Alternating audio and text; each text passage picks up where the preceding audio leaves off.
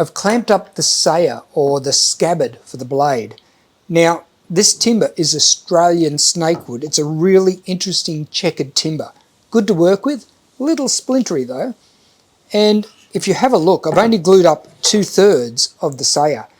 I have the centre section, which has the recess for the blade to be inserted into, and then a cap on one side, and I have another cap which I'm going to glue on this side, which will create the cavity. Now, if we have a look from the top view, I've traced this outline on the actual third piece. When I glue that on, that will allow me to come back and cut 5mm this side of the line, and that will give me the shape of the saya.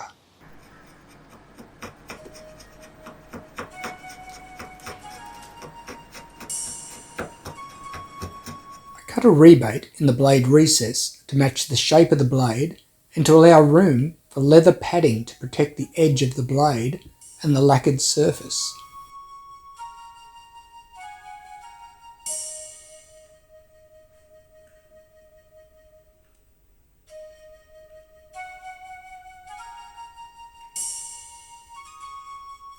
The pins I'm adding here stop the timbers from moving out of alignment during clamp up. Another tip I learned from people who make guitars on YouTube, and I do intend to build a guitar one day, so keep an eye out for that video, although I don't think it will be this year.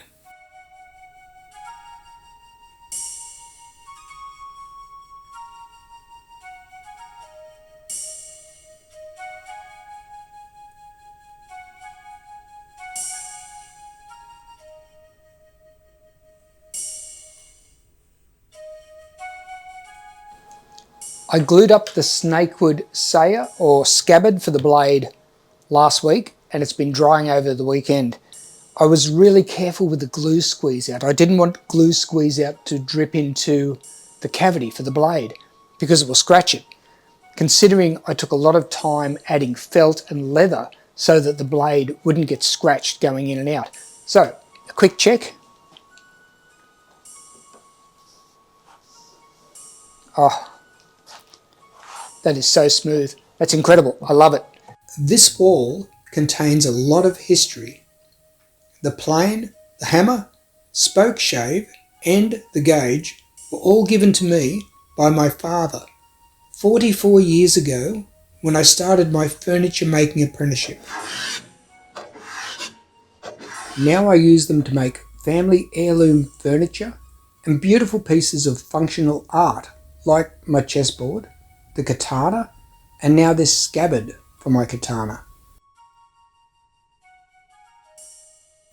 Now the outside of the scabbard is shaped, it's time to make it unique and ornate by carving a dragon onto the end. This design was my 20th attempt at drawing a dragon. Maybe I should use ChatGPT next time.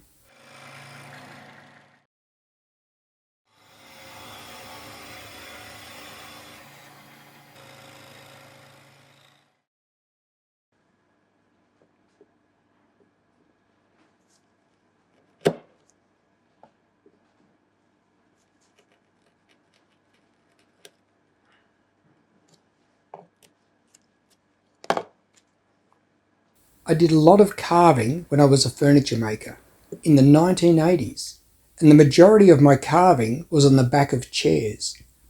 The traditional chair carvings were flowers, leaves and acorns, but I remember making my own Australian designs featuring gum tree leaves, flowers and gum nuts.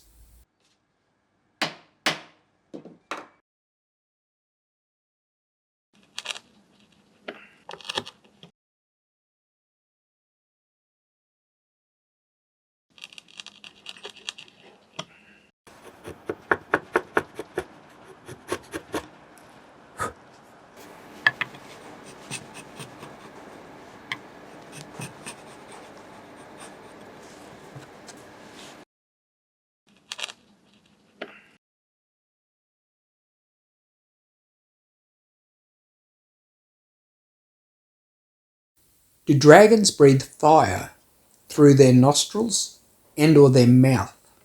I would really like to know. But either way, I'm adding nostrils to this dragon, but later on I fill them with diamonds. So I guess that answers my question when it comes to Australian dragons. Although, I'd love you to leave a comment with your preference. Nostrils or mouth or both?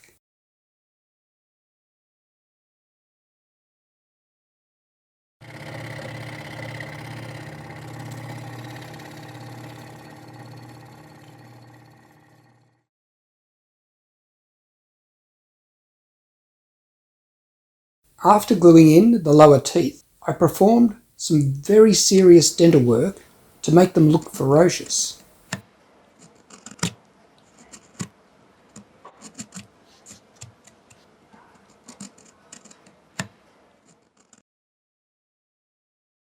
You know, the 20-year-old me would never have imagined carving a dragon with Huon Pine teeth, let alone making a beautiful timber katana. Yet here I am with a YouTube channel, making the most challenging and intricate items I can, and sharing them with the like-minded people all around the world. I'm truly humbled and amazed as to how my life has changed over the decades. I guess never giving up or never letting your circumstances limit your creativity is the message I'm trying to pass on.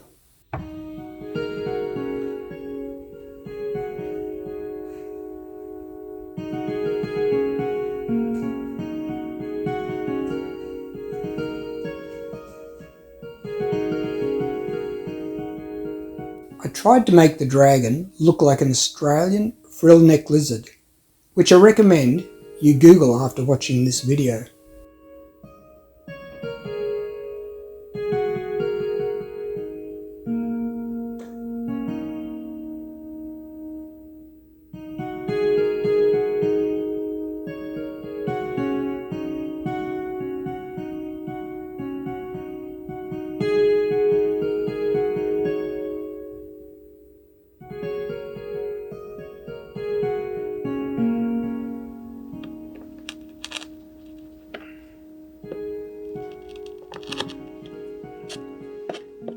I didn't video all of the carving, but if you look closely, you can see how the scales change angle and size as they continue to the tip of the tail.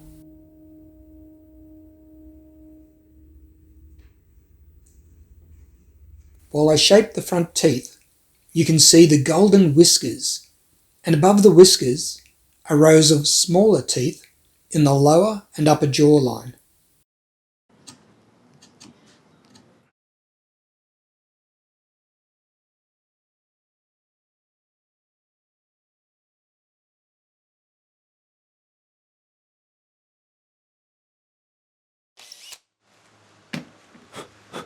I cut the horns out of Huon Pine on the fret saw, and they twist and bend in two directions. It was a risk adding such a delicate feature, and this is why they were glued in after the scabbard was completed.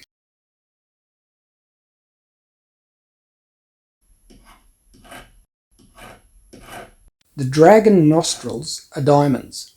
The diamonds are a link to the katana guard in my last video, where I inlaid 5 diamonds in the Southern Cross pattern in the guard or suba.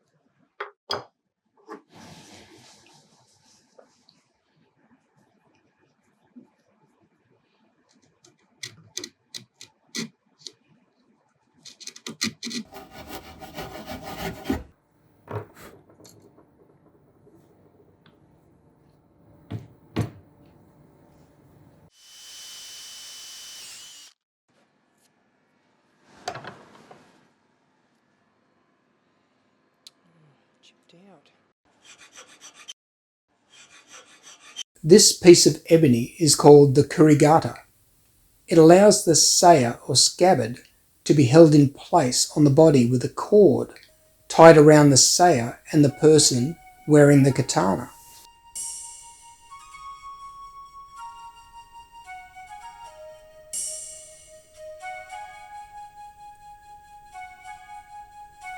I made a wooden katana in my last video out of ebony, timber and bloodwood. The katana includes gold leaf, opal, mother of pearl and blue fluorescent epoxy. And I'll add a link to the end of this video in case you're interested in watching it.